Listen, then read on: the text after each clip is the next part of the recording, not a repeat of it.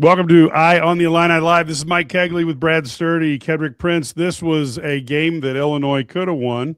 They didn't win. And I got to be honest with you, if you can't guard a bunch of like this basically is Nebraska just moved Iowa north. If you can't guard a team like that, man, it's going to be scary when you run into Michigan. Brad? Well, Nebraska is really good offensively, Mike. They can shoot. Well, that's what the name of the game is, putting the ball in the basket. I mean, they've been doing this all year. I mean, shouldn't be surprising. The problem is they made it too easy early. Yep. On them. You let them get their feet set and they get in a rhythm, and then they're going to make those shots. So that's my disappointing. I mean, they have to at least compete a little bit. I thought it was they were completely lost. I mean, they dropped now. The offense was scored at a good level. Now you think about the offense they scored. What did they miss? 3 front ends of 1-on-1s, 2. Yeah. You missed 3 front ends of 1-on-1s. Yep. It's just the offense scored 1.356 points per possession or something like that. That's good enough to win, but you have to be able to guard it. And the defense looked just abysmal. That Ken Pom says 1.27, but that's just based on the way they extrapolated. But the actual number is 1.356. The problem is that all those things you do wrong, whatever, but they just allowed them to just do whatever they wanted on offense. There's no bite. There were times they went to that matchup zone, I guess, because they couldn't guard them. But you have to, there's got to be some physicality. You can't just let guys run free. And they're just, I don't know, just not impressed. They're really good on offense, but they are not good enough on defense. They fell, I think they fell to 44th now on Ken Pom on defense, or 41st. They just aren't good enough on defense. And they just can't do it. And they, you got to find a way to guard somebody one-on-one, guard somebody off the screen. So the miscommunication on defense was just brutal. And over and over and over, just letting guys cut for layups. And they run some good stuff, don't get me wrong, and that's fine. But that doesn't excuse the inability to just even bite. And then, you let Hoiberg basically, made the plays down the stretch. It was getting an offensive rebound. It was making the pass out on the kick out. I didn't like the defensive approach. I thought, there were so many times, so many missed defensive assignments and did the wrong things. And over and over and over, that's got to come down to, at some point, you can say that's coaching. We got to do a better job teaching them how to play defense. And you got to be a better job scouting report, understanding all that stuff. And, you look at those little things, that technical foul, when you give up the technical foul, after you get the 2 points, you gave them right back. Then you have the missed front ends. You put all that together, and you just, it's hard to win in this against a quality opponent. And Nebraska is obviously a quality opponent. Kid? I just thought defensively, Illinois was atrocious. I mean, you talk about, Brad mentioned a couple guys, but we all saw the same game. They weren't on the same page. Literally watching guys going for wide open layups. If you handle business, number one, and make your free throws, hey, you're not going to have a great performance all the time. You're not. You win the game by a close margin. Okay. Number two, I'm going to give Nebraska and Fred Hoiberg credit. He runs really good stuff. He runs really good action. Illinois was so dysfunctional on defense. We said it at halftime, quit helping out. Because what they'll do, they'll drive and they're looking to kick. They're not even looking at the layup. But our guys are programmed, like I said, to help. It's not why they lost. The missed assignments down the stretch, giving up in wide open layups, guys looking. There was one time I'm watching the game and I'm sitting here watching. I'm not picking on Kylan Boswell. The one guy you could not leave open. Everybody who watched this game knew darn well that you could not leave Sanford open. You just knew it. And I'm watching him look to help. I'm literally watching him bite. And yet you're getting killed by doing that. This guy put up 32 points. The missed assignments, like I said, I don't want to repeat myself. It's frustrating. It's really, really frustrating. And I'm going to tell you, you're not going to see a lot of action like that from a lot of teams. But I'm going to tell you what, you're going to see that from Northwestern. They run the same thing. You're going to see Wisconsin. They have really good discipline principles. Illinois is a more talented team. But if you can't figure out how to guard checks, and what that means, a guy will go in, check back, thinking he's going to curl cut, and they're wide open. They miss all those tonight. Just really bad defensively to me. And I'm going to say this again. We need more. They need more, out of Tomislav. That shot was 3. It was huge at the end of the game. Great. They need more out of him. Yeah, and I probably a little more simmering anger than you guys are, because I just think the roster is such that, we got one guy at 6'8" who can guard somebody a little bit, and that's Stojakovic, at least from a physical standpoint, but he's not a good defender. So now we're in this situation now. We got into this situation years ago when you had, DeMonte having to guard 6'8", 6'9" guys, because nobody 6'8" or 6'9" there could do it. And I just feel like it's a little bit of a throwback to the past, where, we just got to figure out what we want from a lineup standpoint.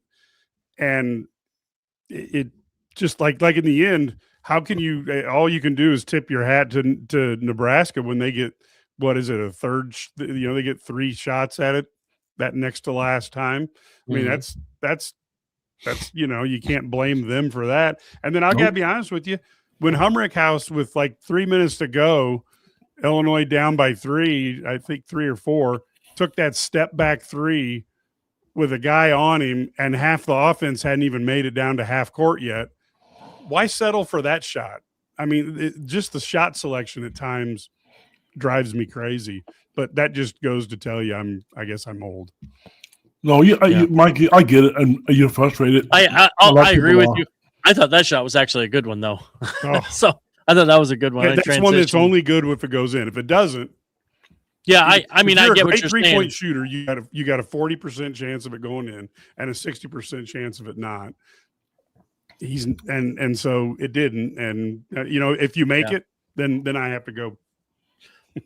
Well, I'm a big believer. If you get a rhythm 3, you take it, and but you got to get rhythm 3s. I don't like the off the dribble 3s a lot of times, especially when some of them don't shoot well going one direction or the other, and that's part of analytics. You got to be talking about. There are guys who shoot well going to their left. There are guys who shoot going to the right. If you watch Sanford tonight, when he's coming off the curl, you notice they always run him curling to his right. I mean, going to his right side, because he likes to pull up going that direction. Those are little things and that should be one of those things.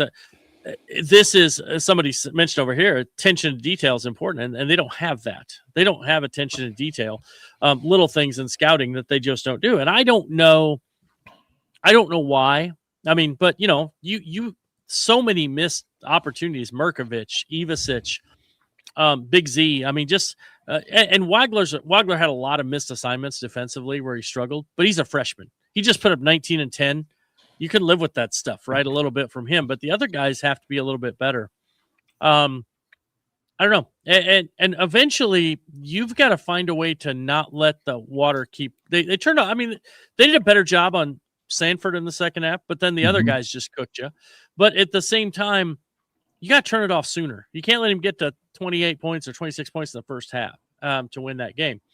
Nobody should get to that level that quick. I mean, it's a second game back to back. Yeah, and you have to be aware, like, hey, you know what? That guy's got like 12 points, 10 points. I think we should stop him. Deny him the ball. Don't let him get it. I mean, face guard, whatever it is, don't let him get it. And I'm gonna tell you guys what, Brad, you mentioned this at halftime, and I'm telling you, the best player offensively is a freshman. Back-to-back games. So Yakovich is a guy that I like the isolation at the top of the key. People don't like it. I'm sorry. I like it because we don't score well enough. When you're struggling to score, if that's your best option, you get out of there with a W and move on. Keaton Wagler, the last 3 games, 40, 39, and 38. That's not going to last. Brad, you're right. He puts up a double-double. Yeah, he made freshman mistakes. And you're right, on defense, the whole team did. And I thought in the first half, to be honest with you, he did. I thought Keaton was a guy that missed a lot of assignments. And I know what the scouting report was. I'm sure they went over. We can't sit and say that they didn't. The kids didn't obviously listen. You got to turn this game around, because I knew I was watching the game with people, and I told them if they don't come out and get a stop early, it's over, because Fred is going to run good stuff. They make you pay. They will drive, and I'm just watching. You see the other action. You see the play developing, and you know what they're doing. And that's what's tough about young kids in basketball today and the way the offenses work. This was not a good loss. I don't care. And I do. At home, it's a horrible loss. I respect Fred Hoiberg. And not anybody can meet this guy. He is one of the few coaches, because I don't like a lot of them. He's first class. But there's no good reason you should lose at home. You went to Ohio State and won. This is what teams, when you want to win a national title or win a Big Ten title, this can't happen. Well, I'm not really right now at this point of the season. Now, things change and teams get better, but right now, I'm not concerned about Illinois winning a national title. I'm concerned about winning the Big Ten as well. Yeah. I think that matters. Or even the seeds. Even the seeding. Because right now, it's I hate to say it, this is what the difference is when you are 4-5 or 3-4. I mean, the season's not all lost because they're going to beat some people. But Brad said it right away. You asked him first. If they do not figure out how to guard, the coaches in the Big Ten are so good, they're going to exploit everything that you do. It's just who they are. There's so many kids from other teams. They'll tell you everything. The coaching in the Big Ten is, Brad Underwood like to say, is elite.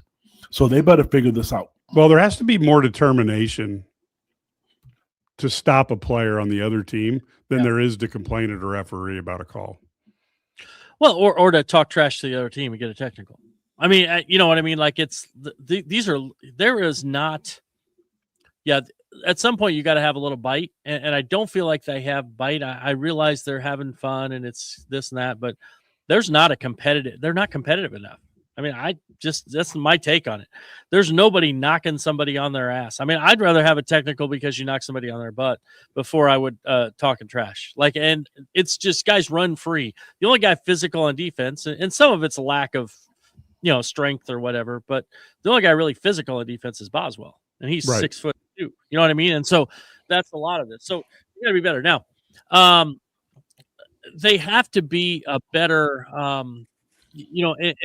Ked's right. The defense has to get better, but so much of it is just like teams are good. They're going to have days when they make shots, but it seems like it happens every day against Illinois. Yeah. You know what I mean? Yeah.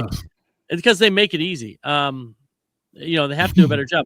And talent is one of those things that, we talk about talent. Illinois has a great amount of offensive talent. They really do. I mean, they're fantastic. But they don't have a great amount of defensive talent. Like Stojakovic, you mentioned him. He has good defensive talent, but he doesn't play. He doesn't. He's not a good defender yet. He's had some good moments. Boswell can guard, smaller guys, but they just don't have. And Wagler will be a good defender, I think, down the road. He's just not quite there yet. But their big guys are almost. I mean, again, you have another team. What we talk about, though, we talked about this before. The teams that play 5 out and don't really play a big guy, because although Mast is 6'10" or whatever, he's a guy who he really plays a lot of perimeter, right? Those teams have given them trouble all year long. I mean, they have just dismantled. They have struggled in all those games when they played a team like that. So this, if we look at our schedule, you can probably tell which teams they're going to struggle with immensely coming into a game, right? I mean, they're going to struggle to get stops against those teams, and this is another example. They just really have. They're not. I don't know. I just don't feel like they are buying in defensively and working as hard as you probably need to defensively if they want to win. And but again, it's lots of teams have lost and this and that. But I think the expectation is a little bit higher for this game. They gave up. This was their worst defensive performance of the year. When you look at the analytics, it's really bad. 1.314 or something like 1.32, whatever points per possession for Nebraska. Man, it's hard to win like that when you give up that many points. And the game was slow. It was grinding, and that really was not ideal. Illinois didn't get out and push it at all, but you don't get stops. It's hard to run. Two things real quick. We talked about this after the UConn game about them being soft and not being tough defensively, and you saw what happened. You really did. I think I don't remember who just said it in our chat here. But Illinois right now, I think he's right. They appear to try to outscore people and think that's going to win. And at some point, you're going to have to take pride in it. And, somebody mentioned him playing a zone the whole time. That's never going to happen. even though it might be good for them. But right now, every team that plays Illinois, somebody's going to appear to have a career game. I don't know. And it's got to be something that I know, we all know that when they go to practice, what's going to happen. That's all they're going to focus on, and they should. Because if you Sweet 16, Final 8, round of 32, the teams that are on top of the polls and then all the conferences, they guard. If analytics don't know, but they make it tough. That's why Illinois struggles against UConn, because they make it tough for them to score. One of my coaches told me, how does it feel when people play defense on you, Ked? I'm like, it sucks. I don't like it. Then return the damn favor. Make it uncomfortable for them. Illinois doesn't do that. Make it uncomfortable for teams when it's tough. Know you're going to have to grind, because there is talent. I know there's some stereotypes out there about Illinois being able to defend and being soft and not tough enough. It's there, and you don't have to browbeat them and scream and yell them to do it. That takes toughness. It takes heart. Everybody thinks, I see Ty Rodgers. Yes, he's a good defensive player, but so is Andrei Stojakovic.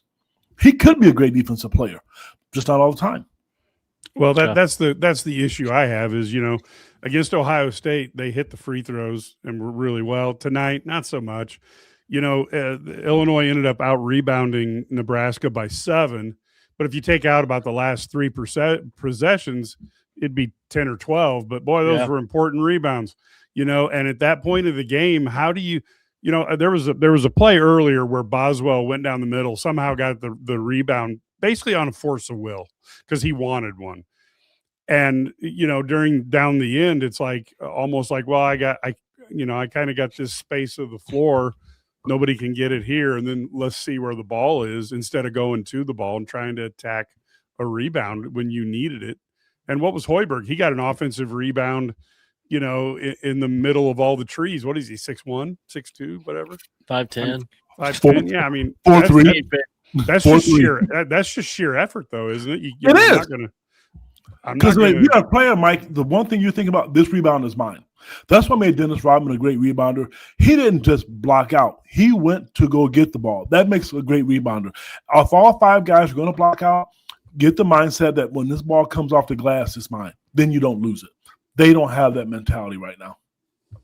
No, they don't. And eventually you got to wonder, like, there's got to be some things that you have to question a little bit on the defensive side of the ball consistently, because you look over, it's been a long-term problem, right? I mean, if you look year after year, that's kind of the issue, is defensively, right? I mean, Illinois has put together, if we look at, we go look at efficiency numbers, offenses are 5, 14, and 3 the last 3 seasons. That's good enough, right? That's good enough to compete. Defense has been 40, 40, 80. I mean, it's not good enough, right? You can't be that bad defensively. Doesn't matter how good you are offensively. Then you're just Iowa. Yeah, I mean, and they're a little bit better than Iowa, but not a lot. I mean, they're a lot like that. I mean, I think they're a little better. That's what this Nebraska team is going to end up being. Yeah. They're going to be a really good offensive team that can't guard against the better teams. And Illinois looks like they're going right down that path. Yeah. The one part about Nebraska, though, is that they do – I think they make you do things you don't want to do defensively. That's the one thing they do. They don't, really guard you well. They can't guard you one-on-one. And Hoiberg knows they can't guard you one-on-one, so he overhelps. But Brad's so afraid of giving up that backside 3 that he won't do that. I mean, they're afraid to do that. And so what Nebraska does is they really overhelp. And so they have wide open stuff. No, Nebraska plays, they've always got that help, but they're going to give this up. And you look at it and say, well, Illinois scored a really high level again today. I mean, again, the offense is good enough. The defense is just so bad that it doesn't matter necessarily what you do offensively if you don't guard somebody. And, I think this is probably the one difference. Hoiberg's teams always will compete. They can always, he runs good stuff. Like we said, they're pretty good offensively, but defense has been a struggle for them over the years as well. This is probably the best defensive team that he's had since he's been at Nebraska. Let's let it play in the Big Ten. I'm being the cynic here, but let's let it play at the Big Ten. We'll see at the end of the year how many. Well, I mean, no, but it's still. I mean, you can. I mean, it's still the best. Saying he's the best Yeah. defensive doesn't necessarily make him great. Right. But you know, I think they're probably the only team that gives up as many threes. They give up more threes than. I mean, you go year after year, they give up more 3-point attempts than anybody. Right. That's kind of what they do. You know, and so if teams make threes, they're not going to beat them. And I think that's the downside for the way they play, but it also allows them to be better. You know what I mean? Because they can score enough on offense, and that makes it successful to a certain extent. So, yeah, and that's why they've won, 23, 21 games the last couple of years, or 11-0 this year, because, I think he does a good job with what he has, and he's got guys who are skilled offensively, and they're old too. He's got old guys, and that's a huge part of the college basketball. Yeah, I like I said, my biggest concern is can Illinois, deal with the athletes, and then defensively, it's a struggle to watch that because they're just the effort level wasn't there for a lot of the game, and I tend to think Tomislav, just from my own personal experience, probably isn't back from that surgery yet, and I know that is a very, very weak thing to hold on to say, you know what, Illinois is going to get better because he's going to feel better and get stronger, etc. But man, they've got to figure out what they're going to do. And on the free throw disparity, I think it's interesting to hear the people. There's obviously some Nebraska fans, but that's free throw disparity also happens, and it happens to Illinois when they play teams who are more athletic than them. The teams that are more athletic get to the spot first, and then you have to foul them to stop them. And Nebraska is not that athletic. Illinois was in better position a lot of the time, but you're right. Just like Brad said at the very start of the podcast, if they hit the front end of 3 1-on-1s, and this game doesn't happen, but they didn't. That's not on Nebraska. That's Illinois. I want to make a comment. I'm sick and tired. I'm over it. I'm tired of people, whether it be on this podcast or on Twitter, getting their asses on here talking about the free throw disparity. Okay, it happens. The way each team plays is different. Because a team shoots more free throws doesn't determine if somebody got hosed or cheated. I even see coaches throw their hands up in the air. Come on, man, they have 10 fouls, we have 1. Damn it, get to the rack. Do something different. To me, that technical foul, he deserved it. You can't taunt people. Now, the foul on Tomislav at the end of the game, I wouldn't have called that one. But you know what? I'm never going to sit here and complain. I'll complain about the officiating because Mike Cagley and Kedrick Prince are kings at it, but truthfully. But if a team shoots 50 free throws and you shoot 7, unless you're Ray Charles or Stevie Wonder, if it's that obvious, it's different because the way teams play, they're different. Illinois was attacking the basket. They knew their 3-point shots weren't falling. So I'm sick of people saying that every single time. Every game is different. Got 3 fouls called on 1 possession by driving. So again, that's why I have a hard time with the fan who. But I will say, I thought that this Big Ten crew was about as equal. There were a couple of calls I disagreed with each way. I thought they were about as good as you would get. I slightly disagree with you guys on the technical foul because I told, as I was watching the game here, I told somebody, I'm like, you know what, if you yell at a player in front of a Big Ten ref, you don't want to give him the choice to call the foul or not. Yep. Now, so from that standpoint, but then again, I've also seen a game where I've seen at least 15 times where making a 3 or dunking the ball, guys say stuff to one another that were just as bad as that. But Sanford did it today. Mike Sanford did it today. He did it today. Sorry, I'll finish the point. He made 2 threes and he ran down the court and he looked like he did it toward the Illinois bench, and we know that because Illinois recruited the family. So sorry to cut you off, but yes, to your point, you're 100% right. So again, but you can't do it right in front of the official into the guy's face. I mean, there's just it's just stupid. And then you walk down then you run down the court. I don't care. Because you really don't. That's the reality. And then, you know what? There's a way to make an NIL check and you don't care. Yeah. And exactly. And that sounds terrible, but it's the reality right now. And so maybe what Brad has to figure out how to do is how do you motivate, because it's a different world. How do you motivate players once they have a check? Sit them on the bench. I'm just saying you have to figure that out, and you have to be deep enough on your bench that you can sit somebody. You're going to lose games, and it's tough because Brad, for 2 games, I've seen him sit Andre. I've seen today, Merkovich out on the bench. He was not producing. Somebody made the comment, he's a good four-man. Is he athletic? Hair nar. Not at all. Okay? He's not. Not nar. No, he's not. But that's what they're missing. And at some point, we can beat this till we're dead blue in the face. We're not going to be the guys who go out there and play. They're going to have to go out there to make changes. And some people are right. With the offense, the players that we have, I don't know if it's ever going to happen. I don't think they were great defensively last year. You can be tough, but you can't have one guy. You need more than one Kylan Boswell. Ty Rodgers is good, but he's not going to be the savior. The thing about having Ty Rodgers, if he was healthy, because he's 6'6" and not 3'4" like Kylan. I'm sorry, that's stupid. 6 foot tall like Kylan Boswell. It gives you a different look. And then it gives you a different look with Stojakovic. But you need way more guys than that. You just really do. And, Mike, you mentioned it. I don't want to keep rehashing this. Right now, you look at the stats, and you look at Zonoman. I know he doesn't guard as well. But his brother, Tomislav, played, 29 minutes or whatever to Zonoman's 11 or something like that. I'm just guessing. The numbers and rebounds, he's more effective. Tomislav looks like he don't even want to block a shot. He doesn't want to put a hand up. And Brad mentioned something at halftime that I did not notice. And Brad, tip my hat to you, he can't bend very well. There was a loose ball on the floor. He put his arms on and hoped that he got it.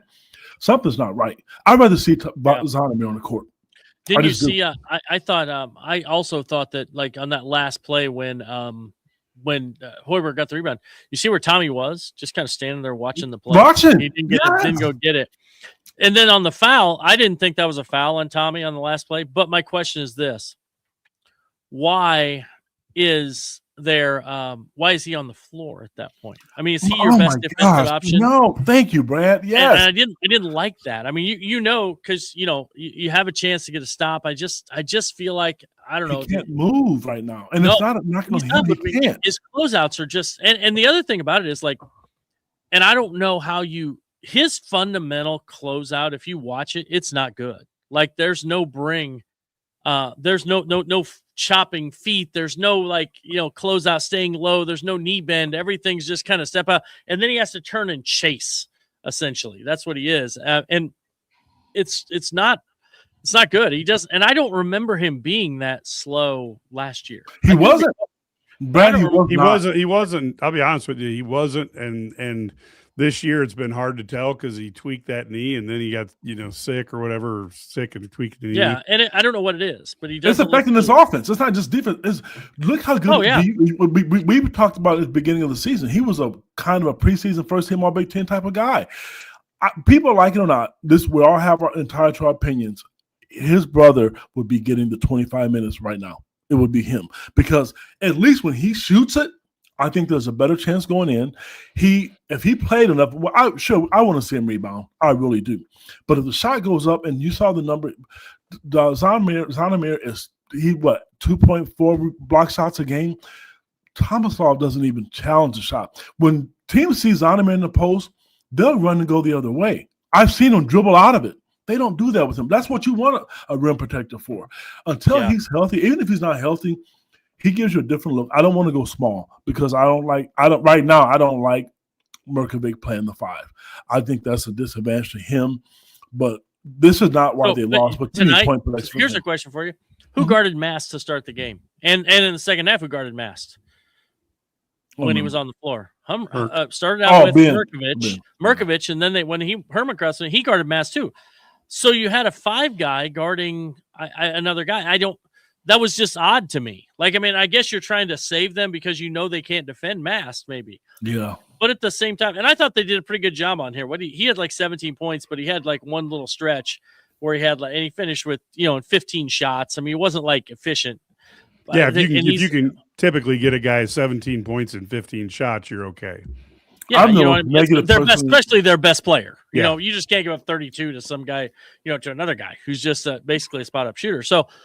But I thought that it was weird, though. So this was a game where a matchup, again, you probably could have gone small. Like, this was the one night, and I'm not advocating for it. This was one of those games where you probably could have done that and been better off, but they didn't do it at all. And so I just thought that was odd. No, I agree. And to your point, you just asked the last play of the game when Thomas Law got that foul.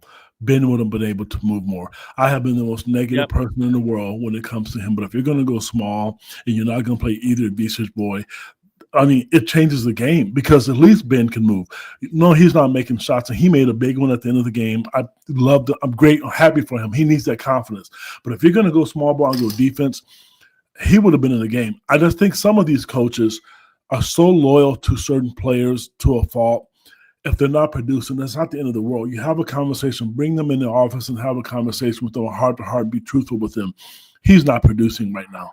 He's just not. And I remember so many people talking about playing against Illinois because Thomas Law made you pay. When you compete against him and you have to guard his three ball, Illinois is tough to match up. When he's on fire, Keaton Wagner is probably going to score 30 when he has a great game because the floor is going to be open, and so is Stojakovic. But right now, that's not it. And I don't know what it is, and maybe we'll find out. Sometimes we always do that. The kid's playing hurt, or Mike mentioned his tonsils. I don't know what it is, but he is not the same kid. And to me, he looks too big right now. Well, the thing is, they've got to figure something out. You've got to figure. Whereas, like I'm a master when I've seen guys coach the junk zones, the matchup up top and man to man down low. Brad needs to widen out and figure something out because if they can't play man to man and you don't want to play a zone, so figure something out. How bad were they in the zone tonight, though? I mean, when they went zone, how bad was that? That was awful. That wasn't the normal zone they play because they always had their center out on the perimeter, and they would it was trying to do these dork matchups where they'd put a center on a guard, and I thought, I don't know, it's kind of weird. You don't give up layups, Brad. We give up layups in the zone, and I thought that scared me. There was a couple times where they gave up layups in that zone where this was bad. It was a bad look, and that's why they got out of it. To me, if I was ever a coach and in college basketball, I would spend a month or two with Jim Boeheim just to learn how he taught it because he made it tough. Everybody can't teach a zone. You could get in it and be great.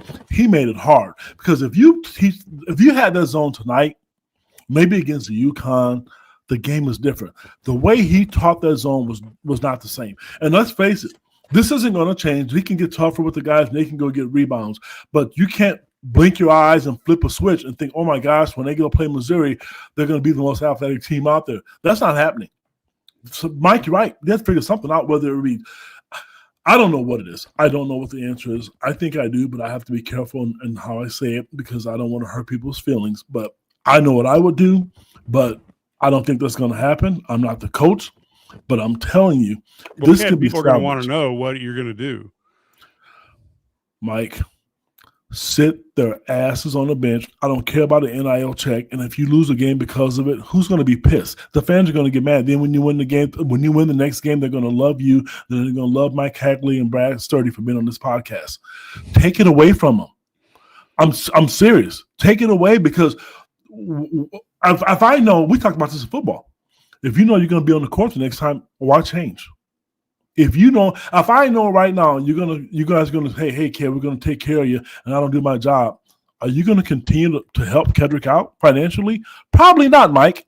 So let's figure it out. If they're going to get their paychecks, and if they're not doing their job, guess what? When they go to another school, that's going to follow them. You have to perform, paychecks or not. Take the playing time away. Well, I have no problem with that. I think that's one of the biggest motivators that a coach has. You can look up Bobby Knight's little thing about how the butt sitting on the bench activates the brain, and we could talk about that. But I don't have a single problem with that at all. But again, you can't lose to a team that look. I understand a good shooting team and a hot night, but when this team can't go around you with they don't have anybody who can really drive, and you should be able to stop a one-dimensional team, and Illinois couldn't even do that. I think they've really got to rethink the defensive end, and I think they've got to try to figure out, what are we going to do? And somehow, and this is the point that I tried to make earlier, but you got to be just as mad that your guy scored and you want to stop that the next time as you are at a perceived bad call. Yes. Because there doesn't seem to be a lot of angst. So, hey, my guy just got a layup. I'll just get down to the offensive end. Don't put yourself in a situation. If you don't want the game to come that close, then don't put yourself in that spot. Compete. Like I said to you 10 minutes ago, if you don't like the way people defend you, return the favor. Make it uncomfortable for them. I don't know. I mean, we've seen this on here so many times, and neither one of us, we've not commented on it. People are really upset with the European players because that's true. There's a knock on them. That's been a harp on them forever. I don't know if that's it. People saying they didn't play defense last year. It could be. I don't have an answer. I didn't play overseas, but I've had enough people tell me that matter that yeah, it is a little bit different. But on the flip side, you're going to get a hell of a fundamental player. You're going to get some really good. You're going to get a really good offensive player and a good team player. I don't know if it's because overseas they don't play defense. I know they're good at that. Maybe that's what the answer is, but I don't know. Maybe you need a bonus system with your NIL checks that gets you on block shots and defensive rebounds and charges taken. Maybe that's the way to influence people. An incentive bonus check. A lot of people. I'm seeing a lot of comments over here about Boswell. Like, I don't really get that. I don't understand that at all. 20 points and the best defender on the team, whether you think that's 20 good points on 9 shots, 3 assists, no turnovers. The other thing he did was in the second half, he was on Sanford. Yeah, 6'8" on 6'2".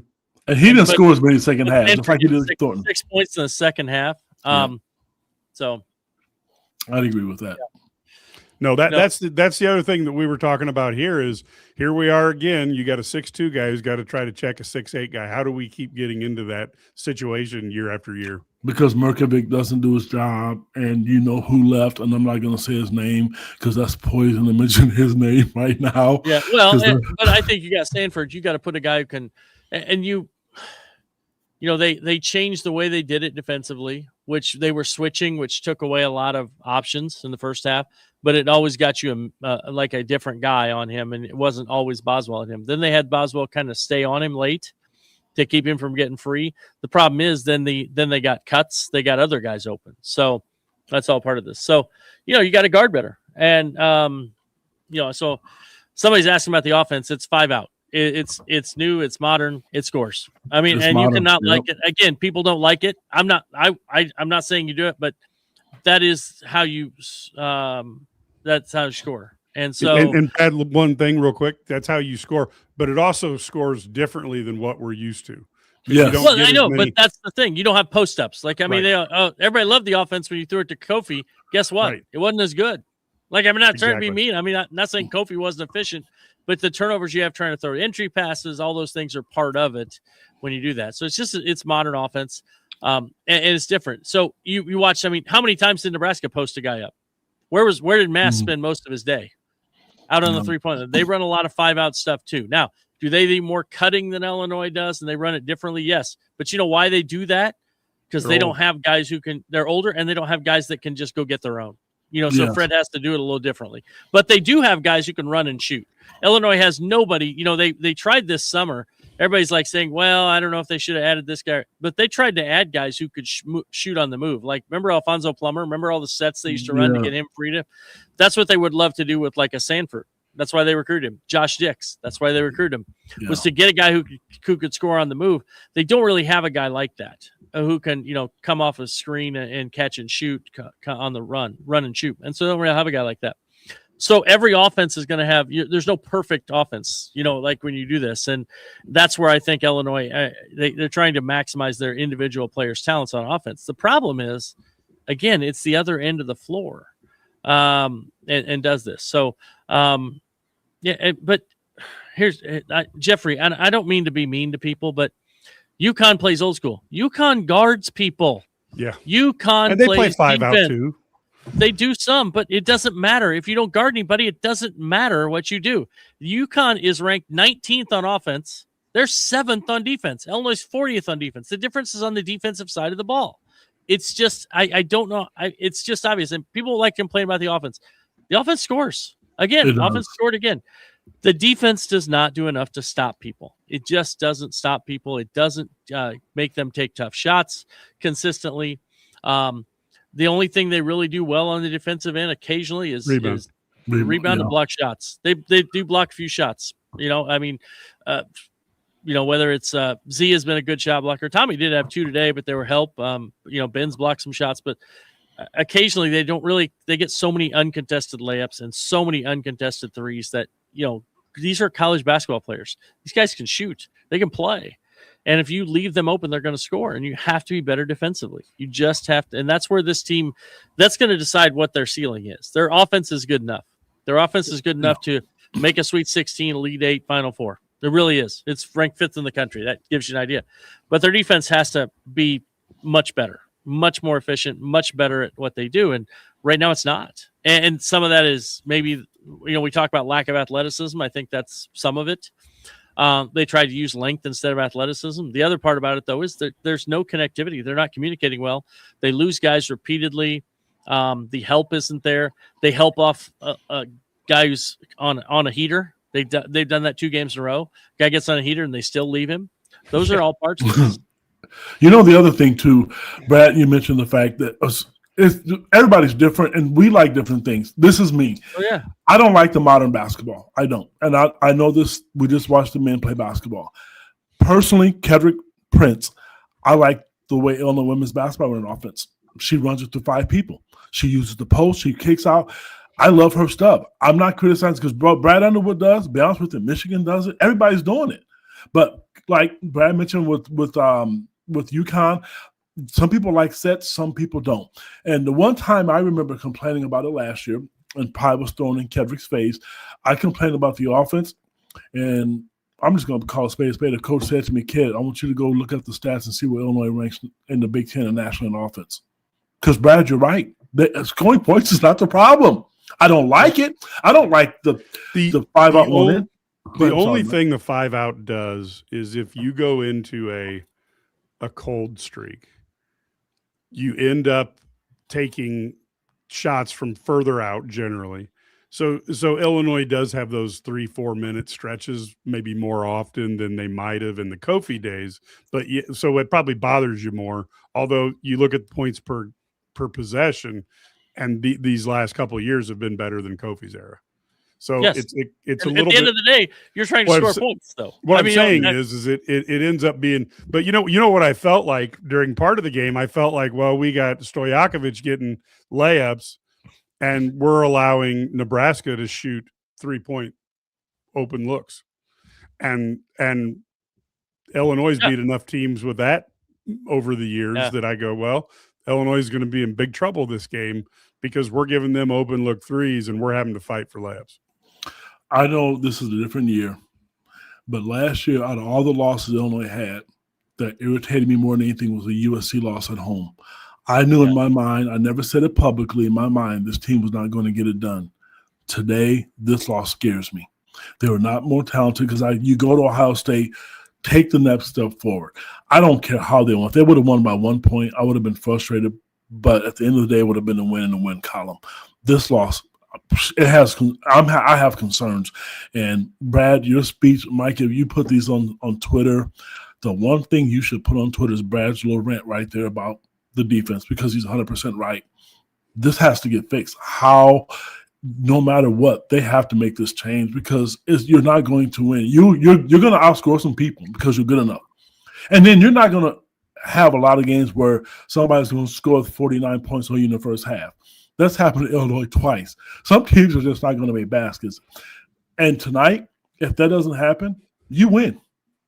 But it did happen. And if you let teams get out, if you let teams, and Brad talked to this at the beginning, if you let teams get out and to big leads, you let them get comfortable to start the game. It's really hard in this game of basketball to win because you've got to dig a hole and you have no room for mistakes. And Ohio State wasn't good enough, with just Bruce, just with Thornton alone. Whereas this team, as soon as Sandefort slowed down, then you had Mast heated up a little bit. Hoiberg got a key shot. Lawrence heated up a little bit. And so you just got to be ready to play when the game starts. And ironically, all three of us played basketball long enough to realize that the one part of basketball that we could control was the defensive end, because you could put the effort into it. And sometimes, I don't know, I hate to say guys don't care because I'm not in their head, but there are times that it makes you wonder, why aren't they bearing down and doing a little more on the defensive end? I don't know. You think so? My side of this is always just I from the defensive side of the ball, like, some guys are going to make shots, and there are some guys that it just happens. You're going to have that, but at the end of the day, you can't have the mentality that that's okay because I'm going to score at this end, so it's going to be okay because I'll just outscore them. And I think that's their mentality is a little bit. So, it's just not just. You can't have the breakdowns that you have. And so it's tough to watch. And again, that's a little bit of pride in the defensive end, realizing that the offense is not going to be there. And so they have to get better on the defensive end. And I can't believe, I don't know. I feel like that I don't know how suddenly this team, and I realize that when you kind of look at this, when you look at defense, you look at guys, and we always say that, well, it's about your players, right? What players you have determines how good your defense is. If that were the case, there are always, if you kind of look at the way defense, certain coaches are always good at defense, right? I mean, they're always in the top 50 on defensive efficiency. They never fall out of that range. Now, some of that's they have players, but some of that's just always they do a great job scheming. They have a system that they play, and so forth and so on. Illinois I don't feel like there's a defensive identity. They can't decide whether they want to pressure, play. Remember, it was always the knock was drop coverage. Well, they don't really do that as much anymore, right? I mean, they haven't done that as much this year. It's still the same. So they gotta. I think my thing is you have to do a better job. Have to do a better job of changing things up. When you're not good defensively, you have to make the other team not know what you're going to do. Maybe we're not going to do the same thing over and over. I don't know. I mean, I equate this to baseball. You have a guy out there, if he throws 85 miles an hour and he just keeps throwing 85 miles an hour down the middle, they're going to hit you what? They're going to hit bombs off, right? I mean, if you throw 100, you can get away with it a lot of times. Maybe not in the major leagues, but if you don't, you can't do that. So you got to do other things. It's the same thing. You got to change things up. We got to do this, but we don't put any pressure on them. The only guy who ever kind of gets after guys is Boswell. Everybody else, nobody really gets into them, makes them uncomfortable defensively. And I've been talking about this for I don't know how long, but Trent Frazier used to make guys uncomfortable. Mm-hmm. They didn't want Trent to guard them because it was they throw the ball to somebody else because they didn't want Trent on them. You got to have that, but it's got to be more than just one guy. So, like the comment from Bobo Kick. Okay, I don't know if this is true. We didn't hear the press conference because we got on the podcast right away. Brad Underwood said David Merkovic had 2 really bad practices leading into this game. Couldn't put him in the game. Kedrick Prince's response: if he had 2 bad practices, sit his ass on the bench and don't start him. That's it. Why? He proved to you that he had a couple of bad practices. We've seen this a number of times from Coach Underwood. So he was rewarded. He didn't perform well today. So if he didn't perform well today, I'm sorry, Ben Rickhouse would have got that shot, because you know what would happen? His bad practices, the next time they took practice, whether it be tomorrow or Sunday, probably would have changed. You wouldn't even have had to have a conversation with him if he didn't perform. That's what I'm saying to you. They know they're going to be on the court. So if he didn't practice well, whatever reason it was, put him on the bench. Why can't you do that anymore? You don't have to embarrass him publicly. You could come out and say, he just said he didn't practice well, so I don't think he deserves to start. No coach is going to get fired for that. Petrovic didn't even get in the game today. So sitting a kid on the bench is not the end of the world. Yeah, and I worry about I worry about Petrovic. You keep his mind in the right place. He's going to have to play better in practice, obviously. But I got to be honest, Wagler playing 40 minutes is not a. I know that there's no game in until the 22nd. When they play Missouri, but it worries me that if you don't play somebody now, when you start to play 2 games a week and occasional 3 games a week, then who's going to play when Wagler's starting to break down? Because I thought, again, as a freshman, you're talking 19 points, 10 assists as a freshman. Now, I know he wasn't perfect on defense, but hey, he's giving you a lot. But I worry about the legs. You can live with that. You can't. I know that's what I'm saying, but I worry about the legs though. That and not now, but I'm talking. What is it? Mid-January to mid-February, that freshman wall hits, and I'm a little bit concerned because Mike, here's the deal. Not only that freshman wall hit, teams are going to start putting him at the top of the scouting report. I'm telling you, because he's the one guy that can knock down threes, and they're going to figure out that spin dribble. And he's a great passer, but he right now is at the top of the scouting report because it's probably Ibiza, Boswell, and Stojakovic. That's right now. If it's me, that's changing.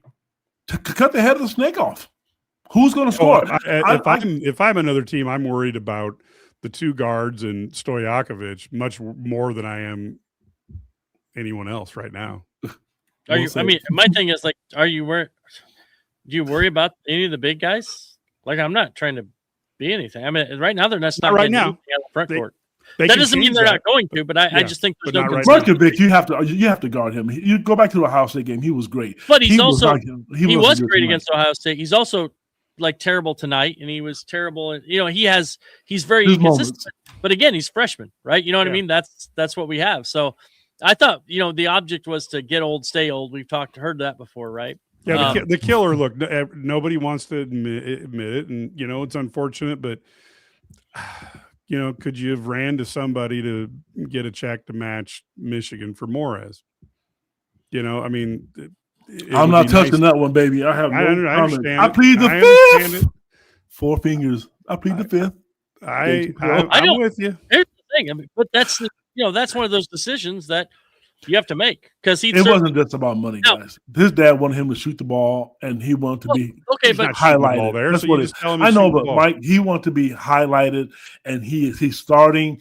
And I'm sorry, we can pay money because I know what Illinois. I know what was offered to him, and Brad, you know as well as I do. His dad wanted him to be the focal point, and he's not at Michigan. We know he's not, but he is starting. He wasn't patient enough, and I'm gonna just call it. I don't give a shit if anybody shows it to his dad. His dad made the comment to me when Illinois lost to Kentucky in the tournament game last year.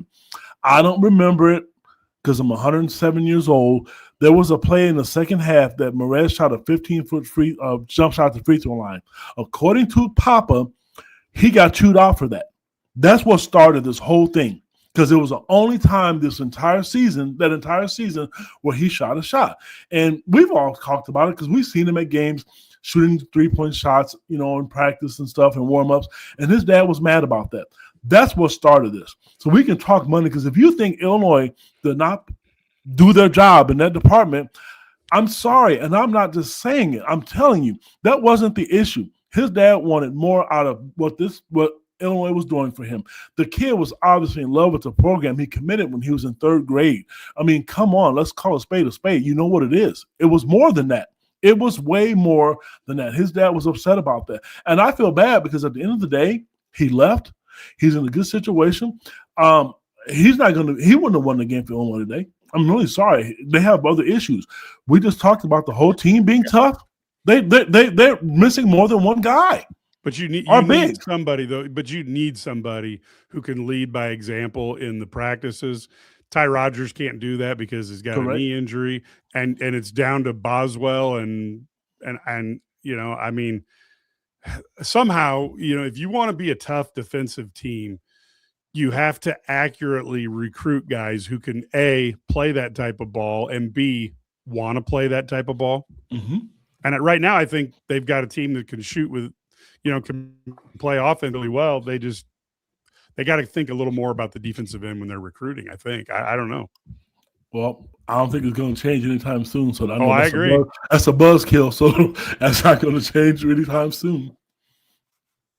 Yep. We got Brad silent. So when Brad goes silent. Well, here's, I was laughing because he did like this before. I think he's getting a migraine. I am. No, they look, I just think, I think one of those things, like no one player is the I don't know. No one player is like a game changer unless it's like LeBron or Michael or somebody like Kareem. It's like because it's not like, at the same time, if they have Merez, they don't have Big Z, right? And so then you have it adds this. Merez wanted to be more of a 4, which was interesting because Michigan's actually playing him more at the 4 because they have Mara, and they're playing, but they also have Yaxel Landenberg at the 3, right? So they have a massive 3. So it's a different setup. But I just think Illinois' biggest thing, they have to get on the same page defensively. You got another week of practice here. Or get on a page defensively. Well, and that's the thing. I don't know. And again, people knock the offense and don't like the offense, whatever. I don't.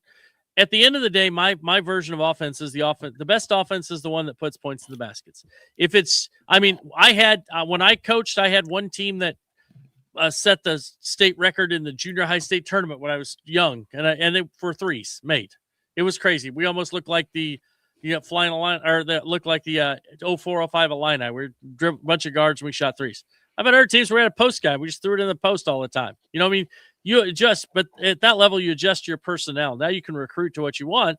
They have a lot of guys who can really score in isolation. They have a lot of guys who can. They wanted a guard who would be really good in pick and roll. He just turns out he hasn't played at all. He's not playing right now. But at the same time, all of that said, we had a defensive identity, and you have to guard no matter what it is.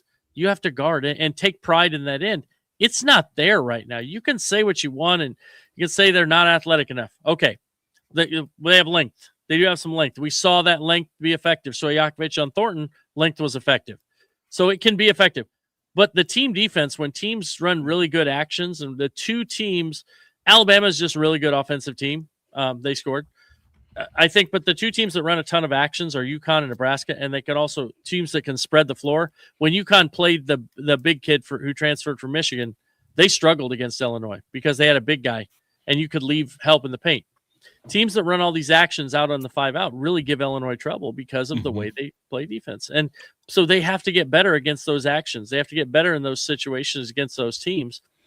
But to do that, you have to have an identity. And I think it all comes down to having an identity. What are we going to do? How are we going to play?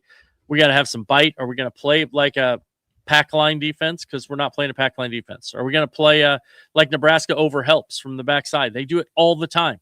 They want to take away those they help in the paint. So you got to throw cross court. There's no strong side help from Nebraska. It's all backside help from the weak side.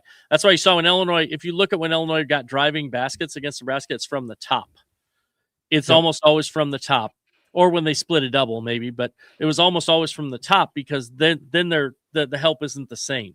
Right. That's why I wanted to go into the free throw when they were leaving that bubble. It's like get in there and get go in the right paint, down. Right, get in that elbow. And that's why you saw them move to Stojakovic at the elbow. Yep, because guys don't know, because you can hit both sides on the penetration. Exactly. And so they don't know how to help. They can't help as well. So that was a good adjustment. People don't. That's a minor adjustment they made getting him the ball at that elbow. He scored 3 or 4 times in a row or something when he had that action. So.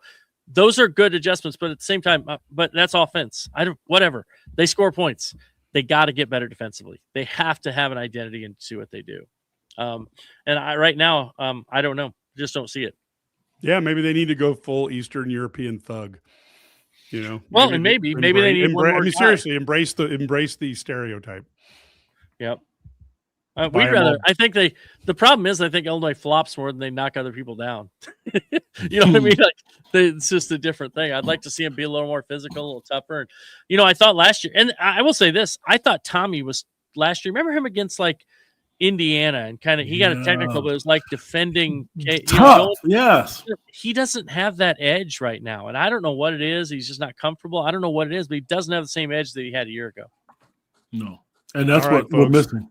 This is an hour of the whining, guys. So we're gonna let people off the hook now.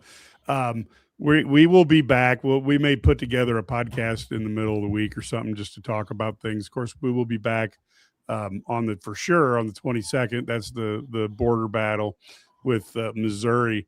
And this team has a week now. Maybe they can get into the practice and pressure cook and get something, baked for the defensive end of the court, and we will hope so. because you don't want to waste a 1.365 or points per possession on a loss at home. And you've got to figure out a defense that, because if you're playing just occasional stops, you should be able to win with that type of offense. So until next time, folks, go Illini.